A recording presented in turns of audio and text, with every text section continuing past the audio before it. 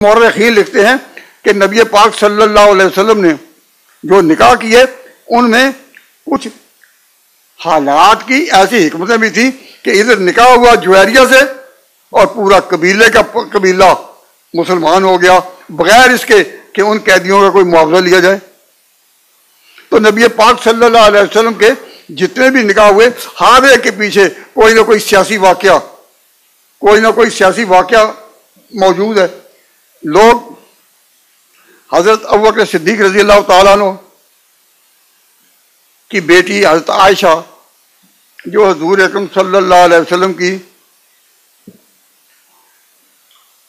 بیوی اور تمام مسلمانوں کی ماں ہے، اس کے بارے میں تقریباً تمام مورخین اس پر متفق ہیں کہ بہت چھوٹی عمر تھی ان کی،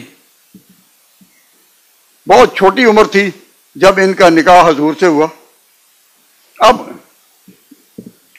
جب نبی پاک صلی اللہ علیہ وسلم یا انبیاء میں سے کسی نبی کے ذاتی زندگی کے واقعات میں سے کوئی واقعہ سامنے آئے تو مسلمانوں کا کام ہے کہ اس پر جلدی سے کوئی رائے نہ دیں اور جلدی سے کوئی بات نہ پوچھیں، ادب کو پیش نظر رکھتے ہوئے بات کو سمجھنے کی کوشش کریں. اب آپ ذرا خود سوچیں کہ جہاں بھی آپ نے کوئی ایسی شادی سنی ہو جس میں لڑکی کی عمر 9-10 سال کی ہو اور خاوند کی عمر جو ہے وہ 50 سال سے زیادہ ہو. آج سے واقعات ہوتے رہتے ہیں نا، تو اگر کبھی کوئی ایسا واقعہ سنا ہو تو اس میں وہ چھوٹی عمر کی بچی جو ہے وہ ایک بوڑھے خاوند کے ساتھ شادی کرنے پر اپنی جگہ وہ مطمئن اور خوش ہوتی ہے یا اندر سے خوش نہیں ہوتی؟ کیا اندازہ ہے؟ ہم نے اب تک عمر کے اتنے فاصلے کے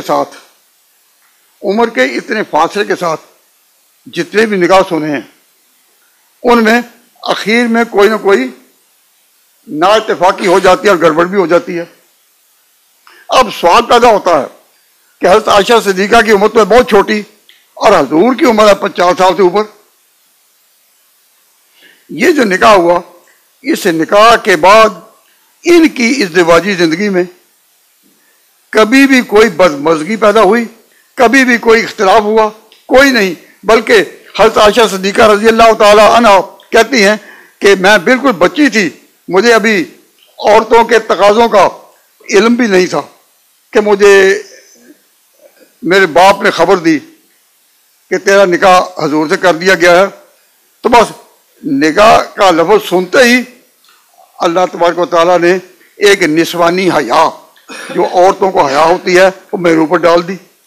میرے ساتھ کی لڑکیاں اور عورتیں حیران کہ اتنی چھوٹی عمر میں جبکہ انسانی شعور اور نسوانی شعور ان کا ابھرا نہیں ہوتا، کبھی نہیں دیکھا کہ کسی بچی پر حیا اس طرح وارد ہو جائے.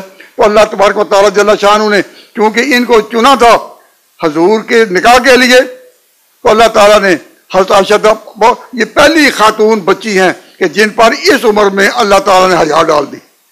حیا ایک قانون قدرت ہے، خدا کا ایک اپنا نظام ہے جس کی وجہ سے ایک عمر پر اس کے تقاضے جو ظاہر ہوتے ہیں. تو نبی پاک صلی اللہ علیہ وسلم کے ہاتھ نسبت نکاح سنتے ہی ان پر حیا کی کیفیت وارد ہوئی. تو مورخین لکھتے ہیں اور میں اپنے مشاہدہ کی بنا پر یہ عرض کرتا ہوں کہ جہاں بھی لڑکی کی چھوٹی عمر ہو اور خامند کی عمر ہو 50 سال سے زیادہ، وہ نکاح کبھی بھی کامیاب نہیں. اگر کبھی کامیاب ہو جائے تو اتفاقاً، ورنہ اکثر ایسے نکاح جو ہے وہ ناکامی پر مختم ہوتے ہیں. یہ نکاح ایسا کامیاب ہے کہ حضرت عائشہ صدیقہ رضی اللہ تعالیٰ عنہ کے سے جب بھی حضور کا ذکر آتا ہے وہ اس طرح معلوم ہوتا ہے کہ وہ فدا ہیں. اس طرح کوئی بیوی، اس طرح کوئی عورت اپنے خاوند پر عمر کے اتنے تفاوت کے ساتھ فدا نہیں ہوگی جو نقشہ نبی پاک صلی اللہ علیہ وسلم کا اور حضرت عائشہ صدیقہ کی زندگی کا احادیث اور اخبار تاریخ میں ملتا ہے. مثلا نبی پاک صلی اللہ علیہ حضرت عائشہ صدیقہ فرماتی ہیں کہ ایک رات نبی پاک صلی اللہ علیہ وسلم میرے یہاں تھے، تو میں نے آنکھ جو کھلی تو میں نے دیکھا کہ حضور نہیں ہے یہاں، حضور یہاں نہیں ہے۔ اور میرے دل میں خطرہ گزرا، خیال گزرا کہ شاید اور کسی بیوی کے پاس چلے گئے ہوں۔ عورت ہونے کی وجہ سے میرا نسوانی خیال، عورت ہونے کا وچار کہاں کہاں گردش رہا تھا، کہاں کہاں گھوم رہا تھا۔ میں اسی تھا کہ میں اس سے باہر نکلی تو کیا دیکھتی ہوں کہ نبی پاک صلی اللہ علیہ وسلم بقیع میں کھڑے، بقیع قبرستان، بقیع میں کھڑے وہاں کے مرحومین کے لیے دعا کر رہے ہیں۔ رات کا وقت ہے، سوائے خدا کے کوئی دیکھنے والا نہیں، اور حضور خود حضرت عائشہ کو بھی بتا کر نہیں گئے کہ میں قبرستان جا رہا ہوں۔ حضرت عائشہ کہتی ہیں کہ مجھے اپنی سوچ پر حیرت ہوئی اور اس بلندی پر کہ جس پر میں نے نبی پاک صلی اللہ علیہ وسلم دیکھا۔ عرض کرنے کا مطلب یہ ہے کہ مقام دو ہیں۔ سوال یہی تھا کہ اس وقت حضور کدھر گئے یا حضور کدھر جا نکلے۔ حضرت عائشہ کہتی تھی، خیال کرتی تھی ذہن میں کہ پاک صلی اللہ علیہ وسلم کی جو رات کی نمازیں ہیں ان کو حضرت عائشہ صدیقہ جن الفاظ میں بیان کرتی ہیں، ان میں سے ایک روایت مجھے یاد آ گئی کہ نبی پاک صلی اللہ علیہ وسلم رات کو تہجد کی رکعت تقریباً 8 رکعت پڑھتے تھے۔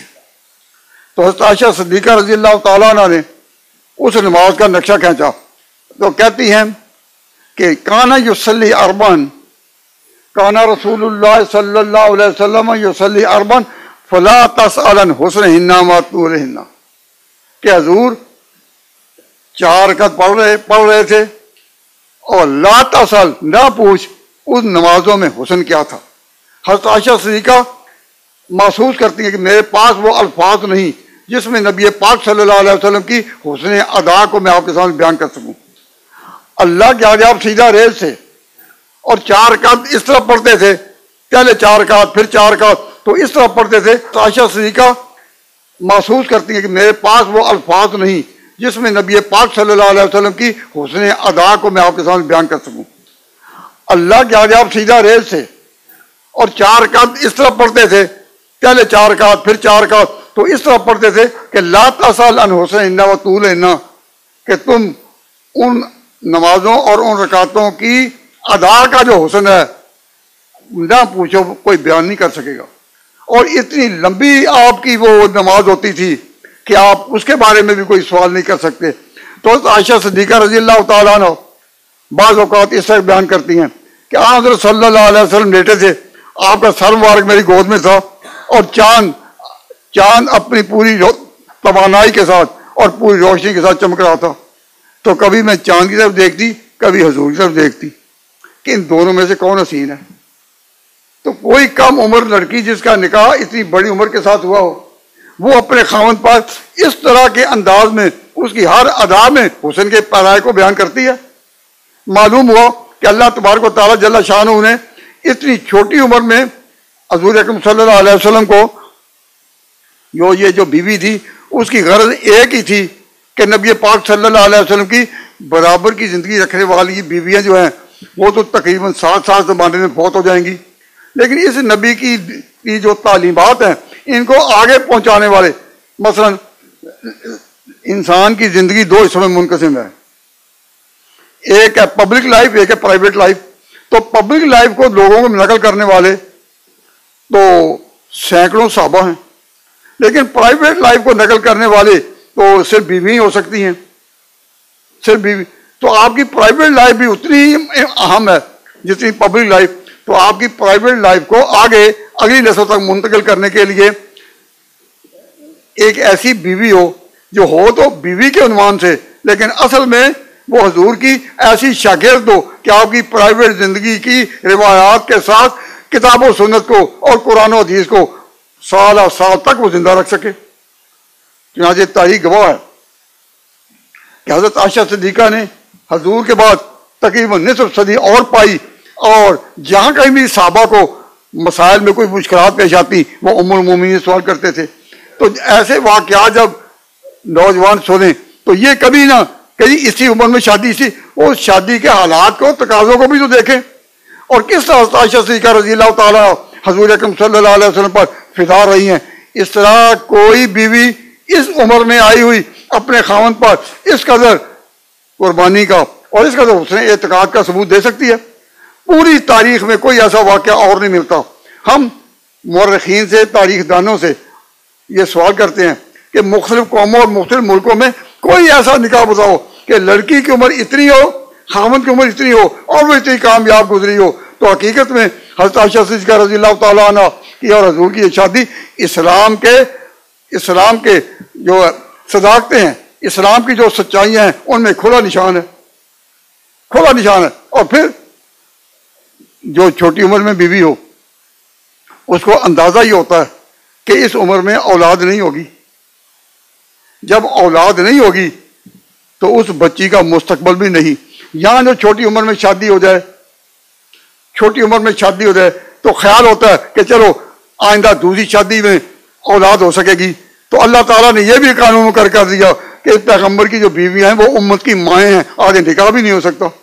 تو جس بچی کا آگے نکاح بھی نہ ہو سکے اور اس عمر میں جس میں اس کا نکاح ہوا، چھوٹی عمر میں اس کے یہاں کوئی اولاد بھی نہ ہو، تو اس کے لیے اسلام کے حدود میں آنا دنیائی اسباب میں اور دنیوی حالات میں روشنی کے تمام دروازوں کو بند کر دیتا ہے۔ لیکن یہ قربانی کون اب باپ اپنی بیٹی کو اس طرح دے کہ اس کا آگے فیوچر بھی نہ ہو، اس کی اولاد بھی نہ ہو اور اتنی عمر میں خاوند ہو اس کو دے دے؟ اللہ تبارک و تعالیٰ نے یہ قربانی بھی اس شخص پر ڈالی جو مردوں میں سب سے زیادہ قربانی کرنے والا تھا۔ نبی پاک صلی اللہ علیہ وسلم پر، دین اسلام پر سب سے زیادہ قربانی کرنے والے ابو بکر تھے۔ تو ابو بکر نے یہ قربانی بھی اپنے ذمہ لی کہ اپنی بیٹی حضور کے نکاح پہ دی۔ تو لوگ جو پروپیگنڈا کرتے ہیں، ہمارے ساتھی دوست نوجوان اس کو سوچنے کی بجائے، حالات کا تجزیہ کرنے کی بجائے سوال کرتے ہیں، ہاں جی یہ کیسے، یہ کیسے، یہ کیسے؟ اللہ تبارک و تعالیٰ جل شانہ حق سمجھنے کی توفیق عطا فرمائے۔ تو نصیحت کی بات یاد رکھو، پیغمبروں کے بارے میں جو واقعات ہوں کسی سے بھی سنو، جلدی سے اپنی رائے قائم نہ کرنا۔ اس رائے قائم کرنے میں بسا اوقات ایمان کا بہت نقصان ہوتا ہے۔ وما علینا الا البلاغ۔